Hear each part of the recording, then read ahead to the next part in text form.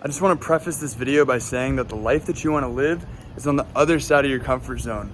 You're not going to get anywhere in life if you're just sitting in your comfort place and just not doing anything new and hard, because like there is no growth in comfort. And that's why I decided to do stand-up comedy last minute, just like super randomly.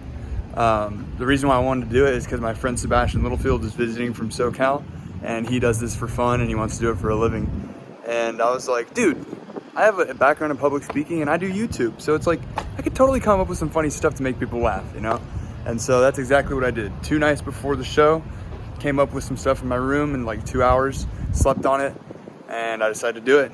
And you know, the night came that we were gonna do it, and I went there, and it was an all-black comedy club. So it was a pretty tough crowd, me being like this just like random white guy, and like I guess they don't really have that many white comics there. So it was awesome though. Like I still made those motherfuckers laugh, and you know, it was all good.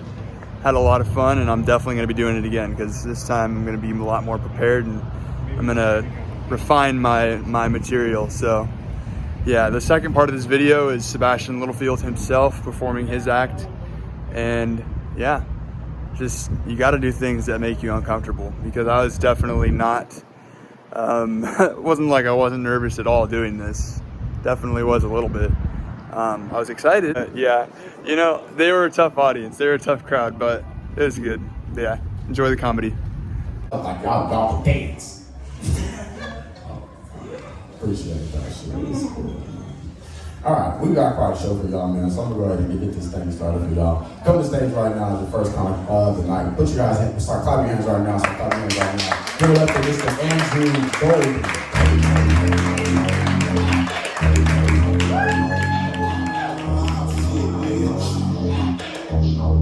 Yo, what's good, guys? I'm feeling fucking good as shit right now.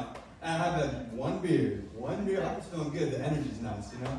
Fucking crazy about that song. I came up to a lady at the Target parking lot, and I was like, what the fuck are you playing? It slaps. She was like, I don't even know. It's like Hell Bad by Too Legit or whatever.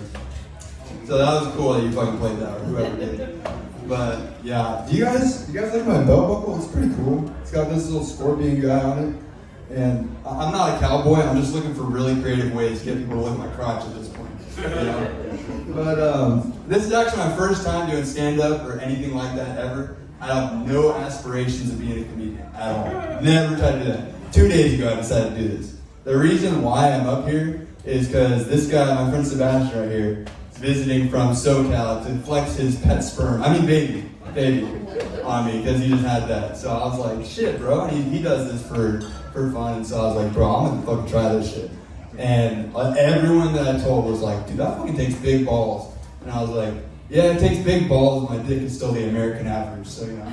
And that's hardly a joke, considering I'm like the most generic looking white guy in here, you know. So don't fucking laugh at that, that's true. But yeah, even though it takes big balls, that hurts. That's more than one beer if you're burping. Yeah, but you know, you gotta be like, nah, this guy's fucking joking about having a small dick. Like, look how tall he is, right? It's like, you know what they say about guys with big shoes, right? They're always lying about how big their dick is. Nah, but so I'm really just up here to kind of embarrass myself with this whole story. So I just want to ask you guys a question. Raise your hand if you've ever done this. How many of you guys have gotten so drunk that you accidentally humped your girlfriend's dad? Alright, good. You guys be weird as fuck if you've ever done that. Okay, that's me. Okay? So, imagine this like fucking little white kid with like big square glasses, right? He's got this little white bitch girlfriend. Okay? And her parents are at the movies, and we're drinking tequila at her house. And mind you, this is my first time drinking like tequila, like drinking tequila. Okay? This is like some Don Julio or some shit, right?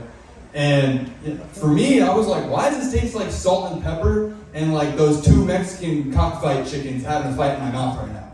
Like, they have a fight in your mouth first, and they have the rematch 3 hours later in the toilet bowl.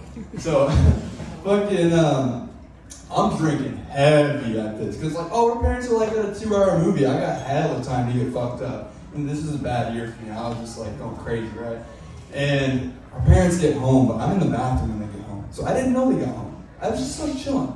I'm just chilling, in the bathroom, taking like a long ass 2-minute pee, waiting for the second cockfight to happen. And her dad comes out, so I come out of the bathroom, and her dad's like bent over like this, just tying his shoe. And I swear to God, I seen those big voluptuous butt cheeks, and I was like, bro, that's my friend Nick right there. And I was like, me and my friend Nick, you got the homosexual shit going on with some of your homies, And so I was like, I'm gonna just come up behind this dude and just go full gorilla mode on his shit. And so that's unfortunately what I did, because it was actually your father, and that was the first time I met him. So just imagine, right? You come home from the movies, you got this fucking random kid that your girlfriend was talking about. I was like, oh, that's Andrew, by the way. And so like he's like, after I fucking humped this guy, like it's bad, it's really bad. He gets up and he looks at me like, who the fuck are you? And I'm just like laughing my ass off because I was scared as fuck. I was like, this is my fucking girlfriend's dad, and like I just met him by humping him in the butt. Like, what the fuck? And so I was just like, thank God. She was like, it's actually not that bad, because he was drunk too. And so I was like, oh, he liked it? And she's like, no, fuck no, you fucking weirdo. So I'm just laughing my ass off over here. And this guy is like, stop cussing, because I'm like, oh fuck, oh shit, oh my God, holy fuck, I just did that, what the shit? And she's like, stop. And he's like, so you're swearing like that in my house? And I'm just like, I just couldn't respond. I was literally like just standing there, just like dying laughing, because I was so embarrassed. Like, I was laughing at myself, honestly. And I'm just like stumbling over to the couch, because he's just like, fuck this shit, I don't even know what's going on.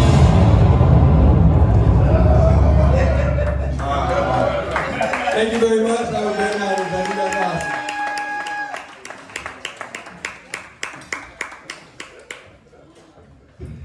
So you see, the white man just wrap that shit up. Alright, for sure, man. Alright. We're like, I'm gay now. And like, we never really like sped up into that part. We were like, alright, we're like, bro, like, okay, so you came from the black club to tell us you're doing gay. Alright, we see this shit all the time, so we go to church. So like, it's not. I'm first fucking wrong with you. One more time for Andrew Golden, everybody. Give it up for Andrew Golden. It's fun, dude.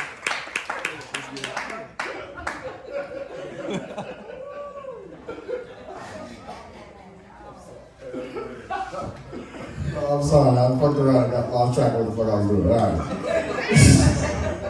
No, I'm just this is interesting. Like these are some very white names right now. Like, shit, no, I can feel like the credits for this shit. I'm like, the fuck? I'm like, man, I can feel that like you wouldn't hire me for a job in this shit. Alright, man.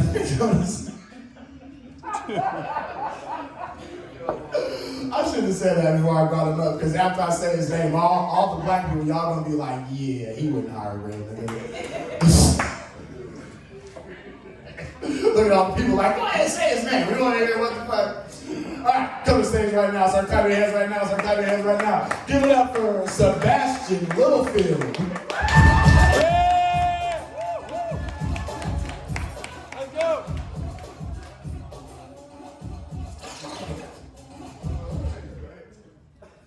Hello, everybody. What's up? It's been some pretty high energy people up here tonight, and just gonna let you know now, I will not be matching that. This is what I bring to the table. Just gonna. Anyway, it's funny that you mentioned the credit scores. I actually just lost 50 points. And I think it's because I opened a credit card. I don't know, anybody want to help me with that? After the show? No. 3% utilization. I don't even know what those words mean, so if we could go in depth, that would be very helpful. A little bit about me. I have schizophrenia. Thank you all for laughing. I personally like schizophrenic jokes because if someone like comes up to me after I'm done with my stuff and like, hey man, I've got schizophrenia, but I don't like what you said up there. I can just be like, I didn't say that. They'd be like, you're probably right. So, what else do I have? I've been thinking about getting into sign language, learning sign language. But it's mostly just so I can bully deaf people. Who are they gonna tell? You know what I mean? Like another deaf person? I think that would be pretty entertaining to see a deaf person walk up to me and just like, Hey man, I heard you talking shit about my friend. And it's like the most aggressive hand movements ever, but like silence. And do they like grunt a little bit more? I don't know how it works. I'm a really deaf person. Alright. So, when I was in kindergarten, I broke my left arm in a pretty nasty way. I fell off a monkey bar, like my bones are like that, you know what I mean? They're like folded over each other. It's like laying there, and my arm just like stuck straight. Anyway, the only thing that's like really still affecting me with it is the fact that I can't build muscle really in my left arm. Like I can try, but every time I try to lift weights or anything, I get this like very intense pain in my elbow. I'm not sure if that's because of like the way that it was broken or the way they fixed it, but it, you know, frustrated me. I went to my doctor and I was like, so what can I do, man? Like, I'm a scrawny little boy, you know, like, I'd like to be able to defend myself. And my doctor's like, well, what you can do is you can just work out your right arm. I was like, if my right arm is a lot more muscular than my left arm, people are gonna think that I'm constantly masturbating. And he looked at me and he was like, they'll think? Or they'll know? I was like, don't I pay you? Alright, here's a little bit of the story. One time me and my friend Chad, we used to kind of do this because we were terrible little kids, little devils. We would go to Little Caesars in our town, and we'd order a hot and ready pizza, you know, back in the day when they were $5. Rest in peace to a fallen soldier. We'd get a $5 hot and ready pizza, and right next door was a gym. I forgot which one it was, but we would go sit in front of the gym, like the big windows, with our pizza, and we would just eat as we watched people work out. We'd be like, we're gonna get fit one day, you know, we're trying to figure out how everything works in this gym. So we're like eating pizza, people on the treadmill are watching us like, what the fuck are you doing, man? Like, I'm working out right here. I was like, man, if we're not getting in fit, I don't think anyone is. You know what I mean? Because all of those people walked out and just defeatedly approached the Little Caesars after their workout and ate away all of those gains. That story doesn't really have an ending.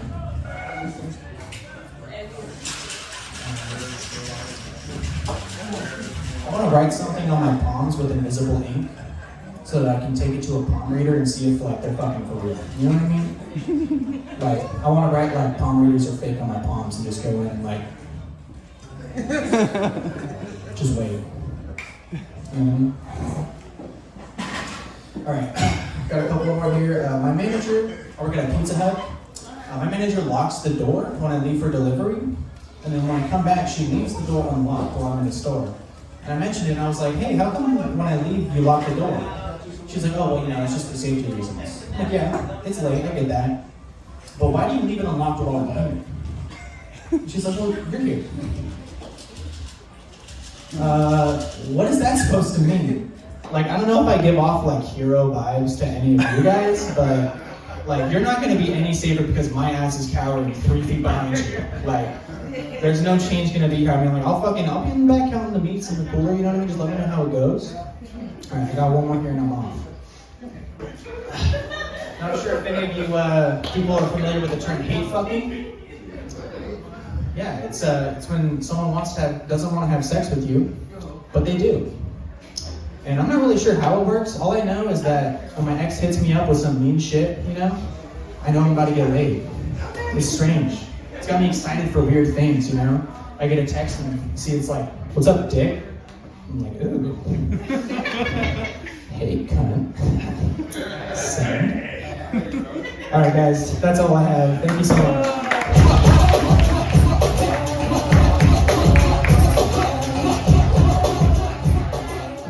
One more time for Sebastian Littlefield, everybody. Yeah.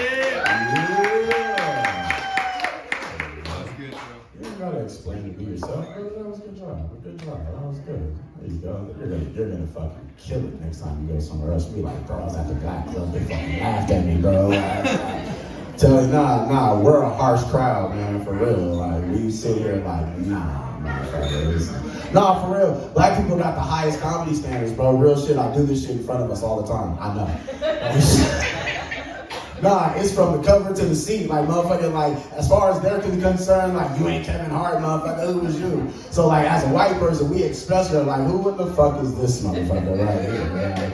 Here we go. Like, is he gonna talk about humping his dad too? Like, what the fuck is? Like, he set a fucked up bar for you, sir. Like, you had to come up here like, okay, look, I got low energy. That was his way of saying, I don't fuck nobody in these jokes. That